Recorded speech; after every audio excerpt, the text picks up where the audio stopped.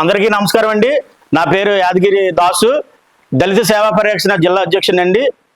మరి రేపు 9వ తారీఖుని ఒక దళిత ద్రోహి నర్సీపట్నం వస్తున్నాడని చెప్పి సోషల్ మీడియాలో చూడడం చూసాం.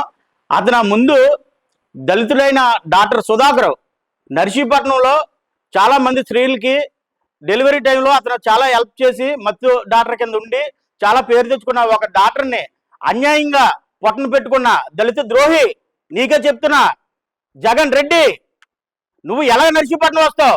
ఒక దళితుడైన డాక్టర్ సుధాకర్ని చంపేసి ఇప్పుడు ఏదో డాక్టర్ చదివే కాలేజీలకి వచ్చి అక్కడ ఏదో జరుగుతుందని చెప్పేసి క్రియేట్ చేయడానికి నువ్వు నర్సీపట్నం వస్తున్నావు.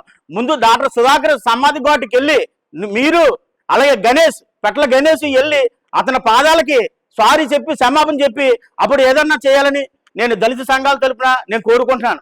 అలాగే కాదు, దళిత మాన ప్రాణాలకి కూడా రక్షణ లేకుండా గత వైసీపీ గవర్నమెంట్ లో ఎంతమంది దళితుల ప్రాణాలు తీసుకున్నారు మీరు. అలాగే దళితుడైన సుబ్రహ్మణ్యాన్ని కూడా డోర్ డెలివరీ చేసిన అతన్ని కూడా దళితుడైన అప్పుడు వెళ్ళలేకపోయారే మీరు? మరి దళితుడే కదా, వెళ్ళి పరామర్శించలేకపోయాడే? అంటే మీ ఎమ్మెల్సీ ఉన్నాడు, మీ ఎమ్మెల్సీ చంపాడు అంటే దళితులు చంపేసినా మీరు వాళ్ళ వెనకాల భుజాలు వేసుకొని వెనకాల తిప్పుతారు. అంటే మా దళితులు అంటే అంత లోకుగా కనపడుతున్నారా? దళితుల ద్రోహి మీకే జగన్ చెప్తున్నాను. ఎలాగొస్తారు మీ నర్సీపట్నం? ఒక దళితులైన అమాయకుడు డాక్టర్ని ప్రాణాలు తీసుకొని చిత్రహింసాలు పెట్టి ఇక్కడ లోకల్ గణేష్, ఉమాశంకర్ గణేష్ అతని హస్తం కూడా ఉంది. ఆ రోజు కూడా పార్టీ ఆఫీసులోకి వెళ్ళి అతని ఇబ్బంది పెట్టి అతని చేత ఒక లెటర్ రాయించుకొని మీరేం చేశారో తెలీదా? పెట్ల గణేష్ గారు, మీకు తెలీదా ఎలా రప్పిస్తున్నారు అతన్ని? జగన్ ఎలా నర్సీపట్నం రప్పిస్తున్నారు మీరు?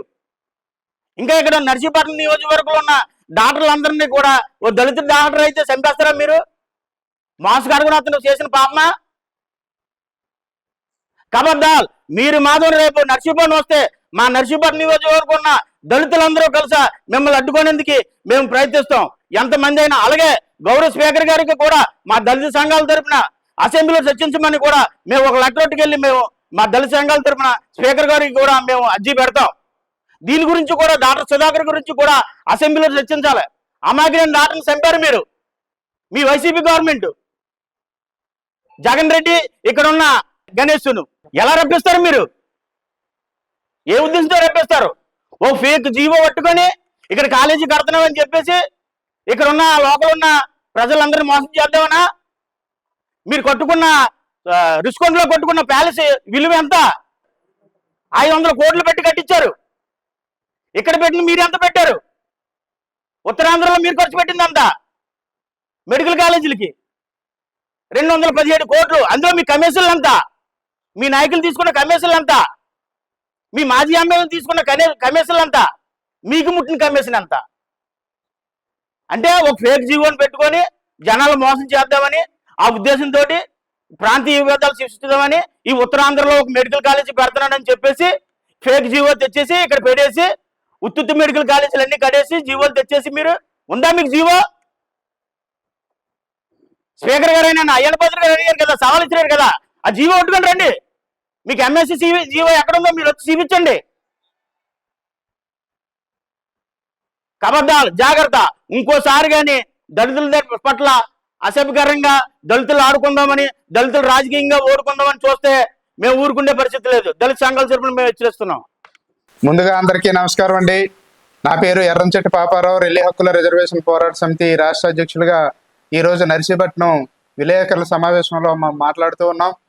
ఏదైతే నర్సీపట్నంలో ఏరియాస్ హాస్పిటల్లో పనిచేసినటువంటి డాక్టర్ సుధాకరు ఒక దళితుడు, దళిత మేధావి, అటువంటి వ్యక్తిని ఈరోజు నర్సీపట్నంలో వైసీపీ ప్రభుత్వం ఉన్నప్పుడు కరోనా టైంలో మాస్కులు అడిగిన పాపానికి ఆయన పిచ్చివాడుగా చిత్రీకరించి అనేక ఇబ్బందులకు గురి చేసి ఆ కుటుంబాన్ని కానీ ఆ డాక్టర్ని కానీ చిత్రహింసలకు గురి చేసి చంపిన సందర్భం, ఘటన ఈరోజు యావత్ రాష్ట్రమే కాదు ప్రపంచమే ఈరోజు గుర్తించుకోవాల్సిన విషయం.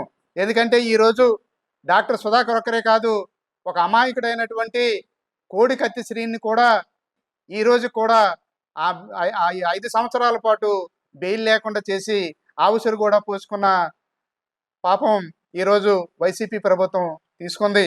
అలాగే ఒక కోడికత్తి శ్రీనే కాదు, సుధాకరే కాదు, అలాగే ఒక ఎమ్మెల్సీ ఒక దళితుని చంపి డోర్ డెలివరీ చేస్తే ఈ రోజు వరకు కూడా ఈ దళితులు చనిపోయిన దారుణ ఘటనల మీద ఈ రోజు వరకు ఎటువంటి దారుణానికి పాల్పడినటువంటి వ్యక్తుల మీద ఎటువంటి కేసులు కానీ, ఎటువంటి అరెస్టులు కానీ, ఎటువంటి సిబిఐ ఎంక్వైరీలు కూడా ఈరోజు జరగలేదు. కాబట్టి ఈరోజు మేము కూటమి ప్రభుత్వాన్ని కోరేది ఒకటే, ఏదైతే దళితుల్ని వైసీపీ గవర్నమెంట్లో అతి కిరాతకంగా చంపారో, అన్యాయంగా ఏదైతే బలిగొన్నారో వారందరిపైన కూడా కూటమి ప్రభుత్వాన్ని మేము కోరేది ఏంటంటే వాళ్ళందరూ కూడా ఈ హత్యలకు పాల్పడి కిరాతకాలకు పాల్పడిన వారందరి మీద కూడా ఎంక్వైరీ చేసి ఆ దళిత కుటుంబాలకి పూర్తి స్థాయిలో న్యాయం చేసే దిశగా ఉండాలని చెప్పేసి మేము దళిత సంఘాల ఐక్యవేదికగా మేము డిమాండ్ చేస్తూ ఉన్నాం.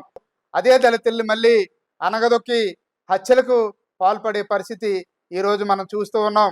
కాబట్టి రేపు ఏదైతే 9వ తారీఖున మెడికల్ కాలేజీ విషయంలో వస్తున్నారో మాజీ ముఖ్యమంత్రి జగన్మోహన్ రెడ్డి, అలాగే లోకల్లో ఉన్నటువంటి పెట్ల ఉమాశంకర్ గణేష్ గారు ఆలోచించి ఇక్కడ రేపొద్దుట 9వ తారీఖున ఈ జిల్లా వ్యాప్తంగా నియోజకవర్గంలో డివిజన్ స్థాయిలో కూడా మేము దళిత సంఘాల ఐక్యవేదిగా మేము అడ్డుకోవడానికి సిద్ధంగా ఉన్నామని చెప్పేసి ఈ సందర్భంగా తెలియజేస్తూ ఉన్నాం. నా పేరు చెట్ల చలపతిరావు అండి.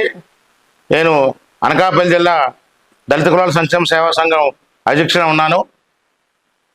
రేపు 9వ తారీఖున జగన్మోహన్ రెడ్డి నర్సీపట్నం ఇచ్చేస్తున్నట్టు మాకు తెలియవచ్చింది. నర్సీపట్నం అంటే ఆయనకు గుర్తు రావాలి డాక్టర్ సుధాకర్ అని. ఎవరికైనా పతనం నర్సీపట్నం నుంచి స్టార్ట్ అవుతుంది. మీరు మళ్ళీ నర్సీపట్నం నుంచి పతనాన్ని కోరుకుంటున్నారు. నర్సీపట్నంలో సుధాకర్ ఒక డాక్టర్ని ఏ రకంగా చిత్రహింసలు పెట్టి చంపారు అనేది మీ మైండ్కి ఇప్పటికే మెదలాలి. నర్సీపట్నం నుంచి గుబులు రావాలి. ఈ రాష్ట్ర గతంలో ఉన్నటువంటి ప్రభుత్వం ఎంత మోసం చేసింది. కేవలం మాస్క్ కలిగినందుకే మీరు ఆ డాక్టర్ని ఒక దళితుడని చాలా ఘోరంగా నర్సీపట్నం నుంచి విశాఖపట్నంలో ఈడ్చుకెళ్ళి పోలీసుల సాక్షిగా ఈడ్చుకెళ్ళి చంపించేశారు. ఇది చాలా ఘోరమైన విషయం. ఈ విషయాన్ని మీకు ఈ దళితులందరూ కూడా తీవ్రంగా వ్యతిరేకం చేస్తున్నాం. ఆనాటి నుంచి ఈనాడు కూడా దళితులను ఎంతో మందిని మీరు చంపించడం జరిగింది. అలాగే 5 సంవత్సరాలు కూడా మీకు కోడికత్తి శ్రేణిని లోపలించడం జరిగింది. చాలా ఘోరంగా నర్సీపట్నంలో ఈ ఏరియా అంతా దళితులు ఎక్కువగా ఉన్నటువంటి ప్రాంతం. ఈ ప్రాంతంలో ఒక దళిత డాక్టర్ని మీరు చాలా ఘోరంగా చంపారు. మరి ఈ విషయాన్ని గుర్తుంచుకోవాలి. రాష్ట్ర వ్యాప్తంగా కూడా ఎంతో మంది దళితులు మీ వల్ల చనిపోయారు. కాబట్టి ఈ నర్సీపట్నమే మీకు మరోసారి బుద్ధి చెబుతుంది. ఈ నర్సీపట్నం నుంచే తీవ్ర పతనానికి దారితీస్తుంది. డాక్టర్ సుధాకర్కి మీరు వచ్చి క్షమాపణ చెప్పి ఈ నర్సీపట్నం ఏరియాలో రావాలి తప్ప క్షమాపణ చెప్పకుండా వస్తే మటుకి ఈ ఉసురు ఊరికే పోదని ఇందు మూలంగా తెలియజేస్తున్నాను.